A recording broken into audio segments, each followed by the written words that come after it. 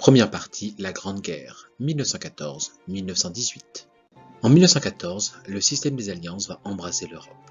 Presque tous les pays vont rentrer dans la guerre au cours du conflit.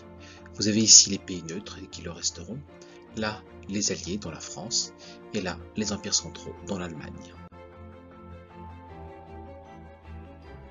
Tous les hommes entre 18 et 49 ans doivent partir à la guerre. En quelques jours, ce sont des millions d'hommes qui vont se retrouver sur les champs de bataille de l'Europe. Tous les soldats subissent une violence de masse. Artillerie, bombardement, lance-flammes, gaz. À Verdun, en 10 mois, plus de 50 millions d'obus vont être tirés.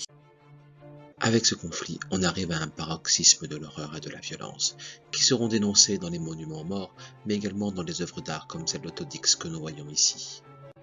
Les civils connaissent la souffrance aussi, la pire étant la perte d'un être cher. Ils souffrent également de leur absence, l'absence des hommes qui sont au front. Ils doivent faire également avec les restrictions de plus en plus importantes au fil de la guerre, mais également à la pression des autorités occupantes, comme en Belgique ici.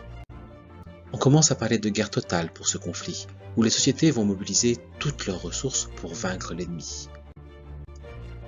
Les transformations de l'Europe, 1919-1939. Cette guerre a fait plus de 10 millions de morts, dont 1,4 pour la France.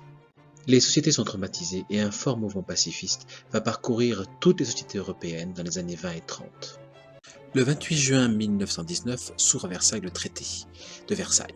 Les Allemands sont contraints de signer la paix, une paix humiliante qui leur fait perdre de nombreux territoires et limite leur armée à 100 000 hommes. Pour eux, c'est un véritable diktat dont Hitler se servira pour arriver au pouvoir. Les négociations du traité de Versailles ont amené à réorganiser l'Europe. Mais en fait, de nombreux conflits vont poursuivre dans les années 20. La guerre va avoir d'autres conséquences. Lénine, en 1917, prend le pouvoir en Russie. Il instaure une dictature communiste dans cet immense pays qui deviendra l'URSS. Entre 1919 et 1923, de nombreux pays vont être touchés par des troubles d'obédience communiste ou socialiste, avec deux pays en particulier, l'Allemagne et la Hongrie. La peur du communisme ou du bolchevisme, c'est un synonyme, va jouer un rôle essentiel dans la montée des dictatures d'extrême droite en Europe dans les années 20 et 30.